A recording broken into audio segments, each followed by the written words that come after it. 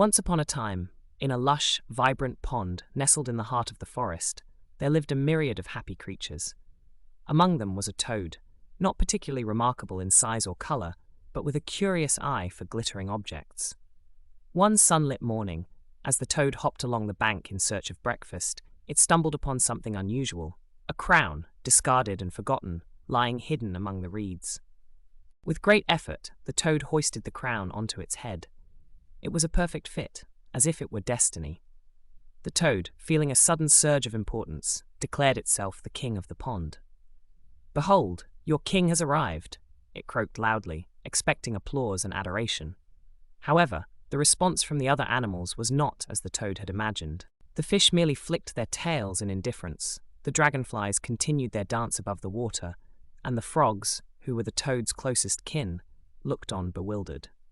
The toad, undeterred, began issuing orders, demanding the best lily pad to sleep on and the juiciest insects for meals. At first, the animals tried to humor their self-proclaimed monarch, but as the toad's demands grew more outlandish and its attitude more haughty, they grew weary. One by one, the animals of the pond began to leave. The fish sought clearer waters, the dragonflies found new meadows, and even the frogs ventured into the forest. The toad, too wrapped up in its own self-importance, hardly noticed at first. But as the days passed, the pond grew silent, and the once vibrant life that had filled it with such joy and color was gone.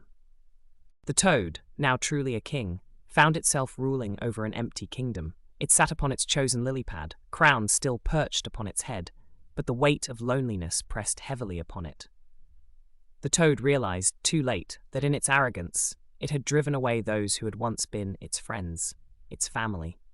The crown, which had once seemed a symbol of power and prestige, now felt like a heavy burden, a reminder of what it had lost. In a moment of clarity, the toad decided to correct its mistakes. It removed the crown and set off into the forest, hopping from one place to another, searching for its former subjects.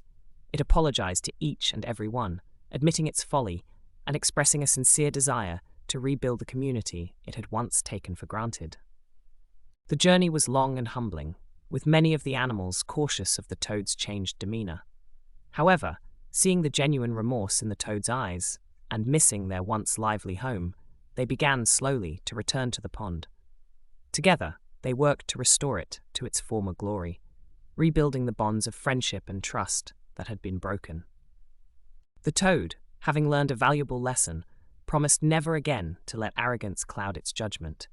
It remained just a toad, no crown, no kingdom, but surrounded by friends, it felt richer than any king could ever dream to be. And so, the pond once again became a place of happiness and laughter, a community where every creature, no matter how big or small, had an equal place. And while the crown was eventually lost to the mists of time, the story of the toad's folly and redemption became a treasured legend among the pond dwellers, passed down through generations. It served as a constant reminder of the true value of humility, friendship, and the strength found in unity. From then on, the pond thrived, not under the rule of a king, but through the collective care of all its inhabitants.